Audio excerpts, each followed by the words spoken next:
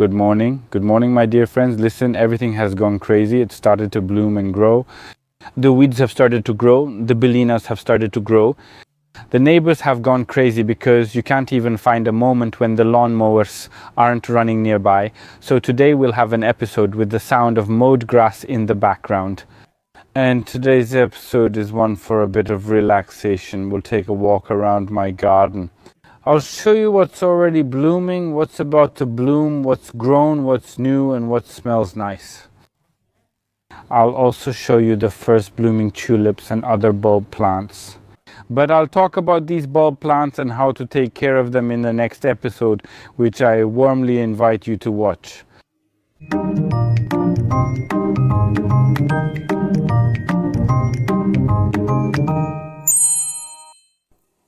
Take a look at how my rose pitch melba looks here on this warmest, sunniest wall. Some of the shoots have already grown even 25 or even more, up to 40 centimeters. We'll move on in a moment. I'll show you different sections in the garden, but first I wanted to mention something else. Speaking of everything having already started, of course, I can't not show you my Akebia. Akebia is actually one of the 3 vines that I like the most. Why? First, very quickly, you are putting out those juicy green ones. At the start of spring, those beautiful flowers appear right away. Though they seem unremarkable, they're lovely and smell amazing, especially in the evening. You can smell them from 30 meters away. Listen, Akebia beautifully covers pretty much any space that can be overgrown. Look, it already has really long shoots here, 52 feet. It grows the fastest, right? In the spring, it creates a fantastic form of these twisted shoots. It doesn't spread out as much as wisteria. It just wraps around, making this kind of tangle, and it really looks great. It looks so good that I decided to plant it instead of some of my Clematis kashka on the fence, and it's already growing really well. An excellent climber, I recommend it. Later, very spectacular and interesting fruits appear, which are also edible, but I'll probably show you that in the fall. Listen, it's the end of April, and ornamental alliums, of course not all of them, some varieties are already starting to show color. Look, here the head is already cracked. I think 4 to 5 days it will actually bloom. So during the May holiday, the first ornamental alliums will appear. Every year I say that it's way too early, and really it's getting earlier and earlier, but that's how it is. They really, especially in places where it's much warmer, like by a south-facing wall, appear very quickly and start blooming very quickly. But the downside is also that they fade very quickly, because here they will actually bloom for a week and then already they will lose their most beautiful color.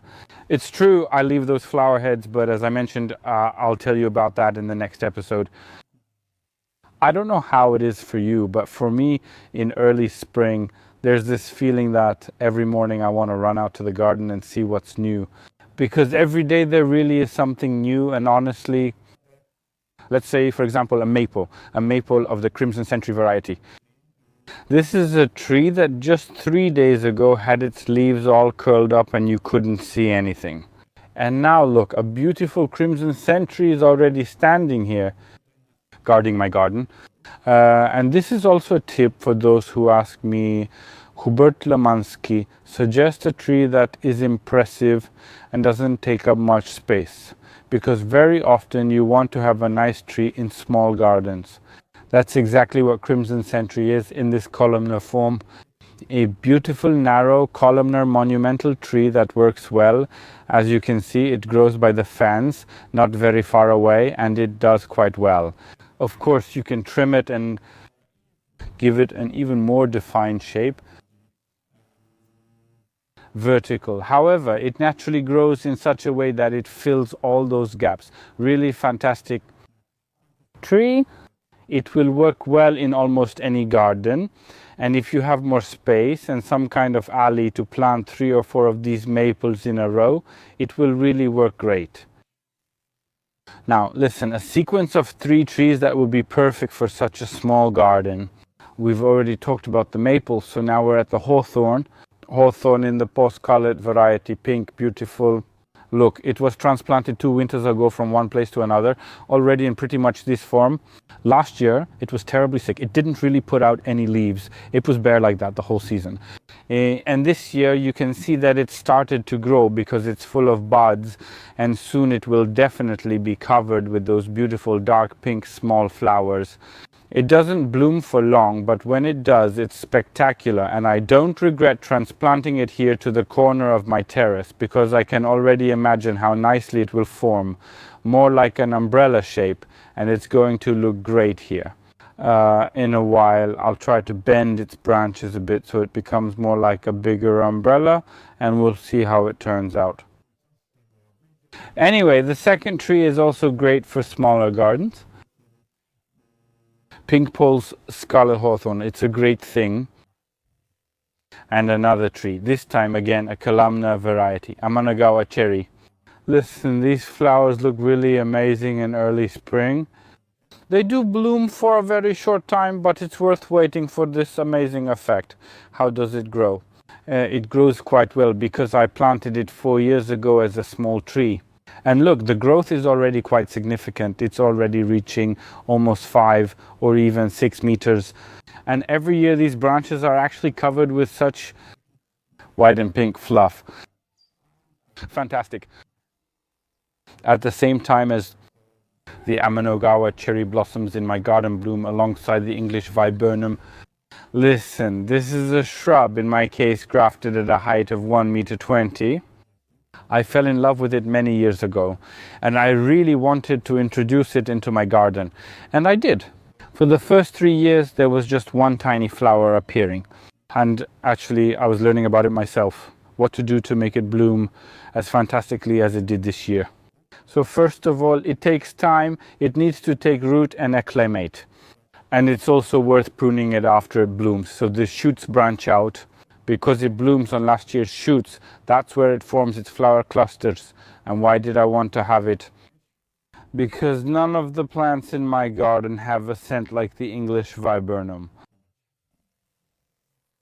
What else starts blooming at the same time as the English viburnum and the Amanagawa cherry? Of course, wisteria also starts blooming, but my wisteria isn't very spectacular yet. They're still small, but I came here to show you this Clematis here, Clematis montana frida, my pride, which played a trick on me last year. And it didn't bloom after 7 years of blooming like crazy, or when it used to bloom like crazy. This year, look, there are already flowers, although in my opinion there are fewer than there used to be. But it's better to have this many than none at all. It's starting to bloom, look how fantastic it is. Tiny pink flowers are appearing. Of course, the whole stock will be filled with these beautiful flowers.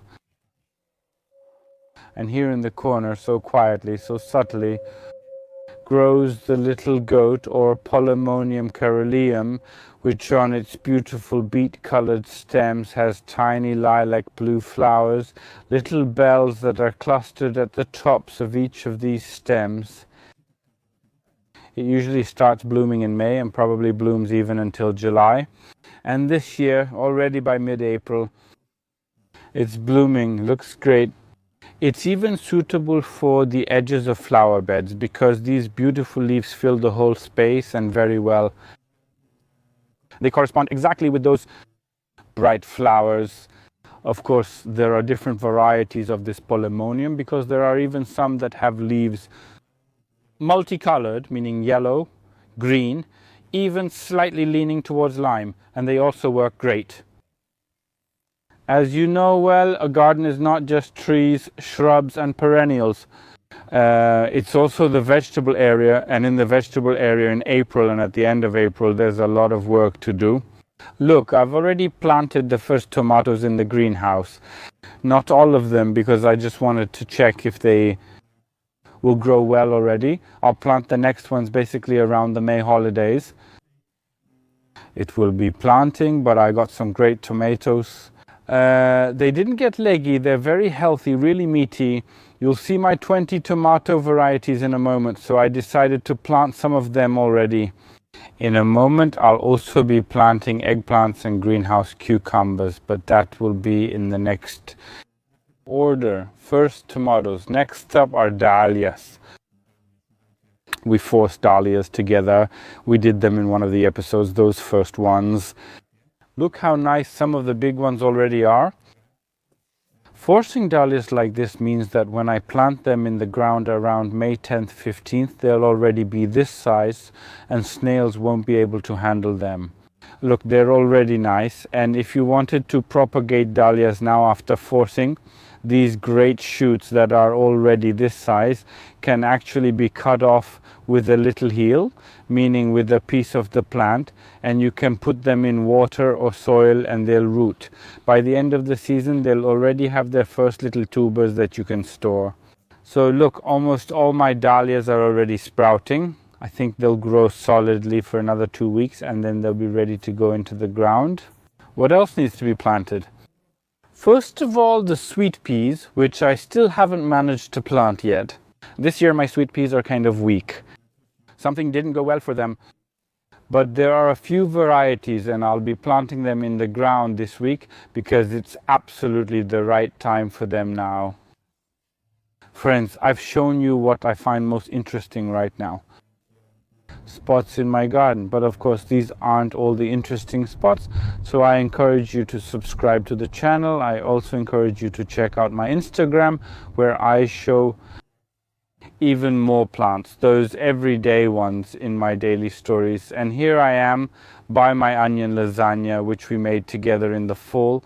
Look, it's already started to bloom beautifully. I'm here to encourage you to keep watching the next episode on this channel, because there I'll talk about bulb plants, how to take care of them during blooming, after blooming, and even before blooming. I'll tell you how to care for them. See you soon.